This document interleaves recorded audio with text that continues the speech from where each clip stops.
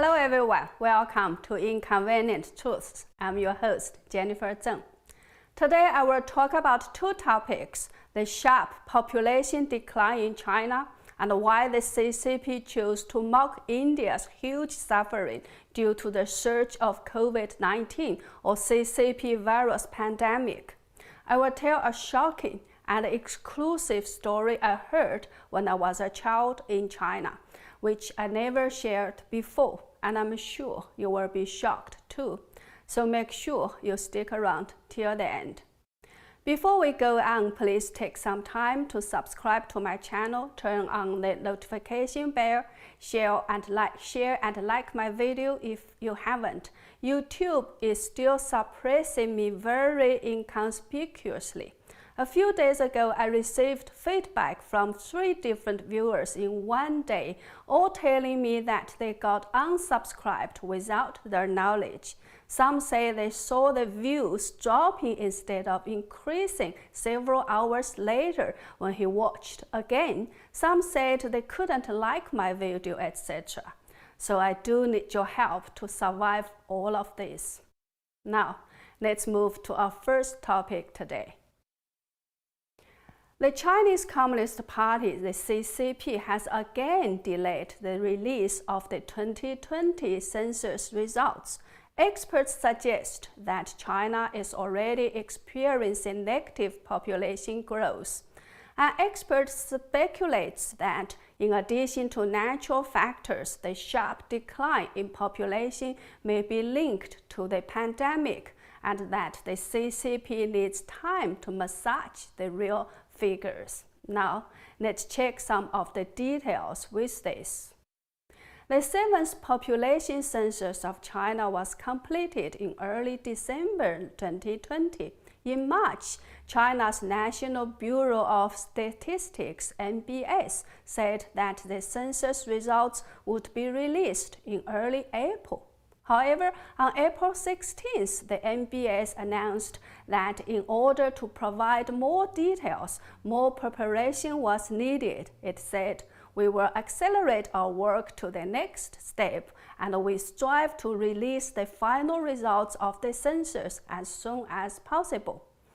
On April 29th, the NBS published a one-sentence report saying that in 2020, China's population continues to grow and specific data will be published in the 7th National Census Bulletin. But up to now, the specific data has yet to be published. Actually, as early as November 16th last year, a well-known demographer and author Yi Fuxian said in a tweet that he projected the actual population of China in 2020 to be about 1.26 billion and isn't likely to exceed 1.28 billion and is even less likely to reach the officially announced 1.4 billion in 2019. Yi Fuxian is the author of the book Big Country with an Empty Nest. He said that China's policies are all based on faulty demographic data. After China enjoyed the status as the world's most populous country for thousands of years, that title was taken by India a few years ago. By the end of 2016, India's population has reached 1.326 billion, or 18% of the world's total population. A report released on April 29th cites data from the Ministry of Public Security of the CCP, which indicates that only 10 million newborns were registered in China in 2020, a significant drop of about 15% from 2019. Let's see a chart first. The blue line is the actual number of newborns in each year. The yellow line is the projected numbers for the coming years. You can see that after reaching the peak in 1964, China's newborns basically kept dropping and the decline accelerated after 2018. In 2019, the number of newborns registered by the Ministry of Public Security was 80.5% of the birth number recorded by the Bureau of Statistics. So if the same ratio is used to calculate the birth number of 2020, that will result in a decline of over 2 million births in 2020 compared to 2019. China's NBS announced on January 17th that China's total population was 1.4 billion at the end of 2019, an increase of 4.7 million from the end of the previous year. However, another report published by Shuqiu Securities chief economist Zeng on April 29 uses such a title: China's Population Report. Births in many places fall by 10 to 30%. It states that China is unlikely to reach the 1.4 billion population goal in 2020 as projected in the National Population Development Plan 2016 to 2030. Zeng further suggests that data from the Information and Statistics Center of the Beijing Municipal Health Commission show that the number of registered household births in Beijing in 2020 was only 100,000. That's 24.3% less than in 2019. Although the CCP has not released the national figures, many cities have released their own data. Let's see this table. It doesn't matter if you can't read Chinese, just look at the numbers in the right column. They represent how much the new births have dropped in 2020 from 2019. So you can see that the number of births dropped by 19% in Wenzhou City, 23% in Hefei City, 32.6% in Taizhou City, about 21% in Pinghu City, about 19% in Ningbo City, about 26% in Weifang City, about 17% in Huangshan City, and about 32% in Guiyang City. A Beijing-based think tank Center for China and Globalization, CCG, said this in its report. There is no doubt that the number of births in China in 2020 was significantly lower than in 2019, and given that the number of women of childbearing age in China will continue to decline and that fertility intentions are likely to remain low, we can say that although the number of births in 2020 will be the lowest in recent decades, it is likely to be the highest in the next few decades. The CCG called for a change in the fertility policy to fully liberalize and encourage autonomous fertility. On April 14th, China's central bank published a paper called Understanding and Responses to Demographic Transition.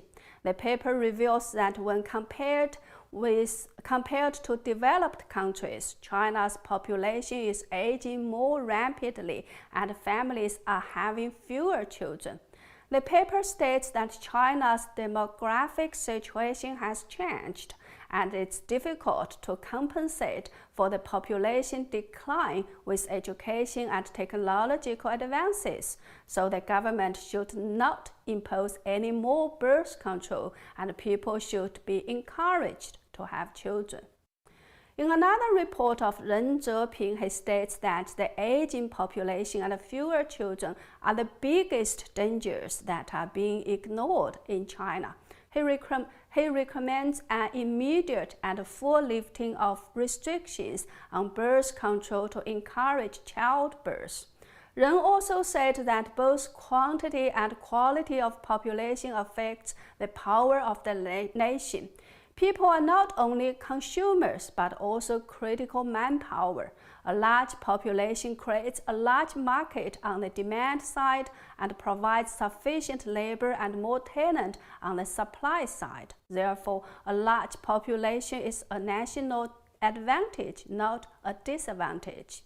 He said a significant reduction in population would lead to the shrinkage or even extinction of a large number of cities and the disappearance of a large number of industries, which would seriously damage the national power. The extended delay in the release of census data has caused concerns. China expert Li Yanming told the Epoch Times in an interview that this matter does look strange. On the one hand, the National Bureau of Statistics claims that the population continues to grow, but on the other hand, the central bank advocates for full lifting of restrictions on birth control. Also, the CCP authorities have not blocked the reports about the declining birth numbers in 2020 released by leading economists and think tanks. Li said that all these factors indicate that the census data will certainly not be good. He believes that while the decline in births in 2020 may be one reason for the decline in the total population, the bigger reason may be the high number of deaths in the 2020 pandemic. He said that it is hard to estimate how many people have died last year because of COVID-19. Let's look at the table released by China's Ministry of Industry and Information Technology on March 19th last year. Watch the second row in the red circle. It shows that the number of cell phone subscribers in China's three major telecom operators, including China Mobile, China Unicom, and China Telecom, dropped by 21 million in the first 2 months of 2020. The first 2 months of 2020 was also the time when the pandemic was at its peak in Wuhan, with both hospitals and crematoriums overwhelmed. Fang Fang, a Chinese writer in Wuhan who documented what happened during the lockdown in her Wuhan diary, wrote on February 13, 2020, "What breaks my heart is a picture that my doctor friend sent me. On the picture, cell phones are all over the ground of the funeral home. Their owners have been burned into ashes." Of course, we cannot say that the number of lost cell phone subscribers represents the actual death toll, as many people might have chosen to cancel their extra SIM cards during the pandemic. However, 21 million is too large of a number for mere cancellations. People do believe that a large percent of that number came from people who died from the CCP virus. I don't think anyone will feel too surprised hearing about a sharp decline in China's population. The CCP's one family, one child policy has been in place for decades. It was once called a basic national strategy, and it was a criminal offense if you dared to have more than one child. You could be put into prison. People were forced to do abortions. It was estimated that more than 400 million unborn babies were killed by the CCP's one family, one child policy. How strictly had this policy been carried out? Let me share with you two true stories I personally knew. In the 1990s, once when I went to a remote village in Henan province in China, I met a boy whose name was Fan Qiang, which literally means jumping over the wall. I asked why he was given such a strange name. They told me that when his mother was pregnant with him, the CCP officials went to her home to catch her as she already had a child, so she wasn't allowed to have a second one. She escaped by jumping over the wall and saved this boy. So later, she gave him the name Fan Qiang, as that was how he was able to come to this world instead of being killed. So that was the first story. Now the second one. When I was only 9 or 10 years old, I heard a more terrible story from my aunt who worked in a hospital in Jiangyou City, Sichuan province in China. She said their hospital gave a pregnant woman an induction of labor. This woman didn't have permission to have that child, so the child needed to be induced. Let me explain a little bit of what induction of labor means here. When the unborn baby is small, they call it an abortion. When the unborn baby is bigger, maybe more than 7 months, they call it an induction of labor. Usually the baby is killed during the process of the so-called induction of labor and are dead when they get out of their mother's wombs. But this time in my aunt's hospital, a boy baby was still alive when he got out. So what could the hospital do? The child had no place in the world as he didn't have a birth permission. So a nurse put him in a tray and took him to a place in the hospital where they disposed of discarded medical materials to throw him away. But when she tried to dump him out of the tray, the boy's little fingers held tightly to the edge of the tray and refused to let go. The nurse had to break his fingers one by one before she could dump him into the garbage. Too terrifying. That is a true story I heard as a little girl of 10 or 9 years old from my own aunt. What's more terrifying was when my aunt told the story. He told it as some little harmless everyday gossip at the dinner table you tell to entertain your guests. She told it with a smiling face as if it was a very interesting story. It was interesting in the sense that it was very unusual. Maybe that kind of thing only happened once out of thousands of similar labor induction operations they performed. So she chose to tell it as it was novel. So in CCP's China, human life is nothing. That's why the CCP feels it is perfectly all right for it to decide how many children a family is allowed to have, as everybody is only a number or a slave. If you are not inside the CCP's plan, killing you or getting rid of you is nothing. They won't feel any mental burden for doing it. That's why that nurse in the hospital could kill a baby without any hesitation. And that's why my aunt could tell that story without feeling anything wrong about it. In the past few days, I have translated a few posts by the CCP's Central Political and Legal Affairs Committee and police. These posts compare China's big achievements with India's huge sufferings. Let's see the first one. Yes. It is from the official social media account called Weibo of the CCP's Central Political and Legal Affairs Committee.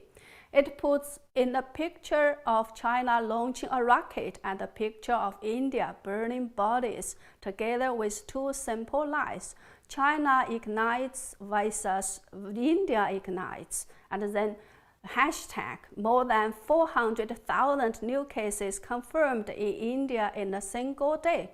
You can see it received 4,654 comments in 5 hours. The top one says China sending people to space, India sending people to heaven.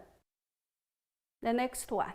This one is also from the CCP's Central Political and Legal Affairs Committee. It puts a picture of Wuhan's Huoshengshan Hospital under construction and India's crematorium together, also with two simple lines: China's Huoshengshan and India's Huoshengshan, and then hashtag daily India is using dog crematory for humans. Huoshengshan in Chinese literally means Mount Fire God or Mountain of the God of Fire. During the peak of the CCP virus pandemic last year, the CCP CCP built a special hospital at Huoshenshan near Wuhan City in 10 days and still regards it as a big achievement. Now next one. This one is from the CCP's police in Hainan province. It puts a picture of China launching a rocket and India burning bodies together with some poetic description which says, "The future of people should not be turned into ashes under the flames. Every burning of mankind should be for the sake of the more distant stars. Good night." These posts have caused so much anger and backlash from all over the world that the CCP had to take them down later. When I first translated and posted about these posts, I said I've never seen such disgusting comparison. I was so angry that I didn't notice that I had missed the word "sing" in that tweet. However, after some second thought, I kind of understood why the CCP made such unforgivable mistakes. Just like my aunt who told the story of that boy baby being dumped while still alive with a smiling face, the CCP didn't know how low, how disgusting, and how unacceptable such comparisons were. It was too eager to boast its own achievements in rocket science and in controlling the pandemic, and it didn't realize how those posts would hurt others. It has no idea of how normal human beings should think and behave, and it never cares about other people's lives and feelings anyway. That's why it shamelessly exposes to the world how ugly it is again and again. It doesn't know what shame is. Well, that's all for today's Inconvenient Truths. Thank you very much for watching. Once again, please subscribe to my channel, turn on the notification bell, like and share my videos, and leave us your comments to support. Thank you. See you soon.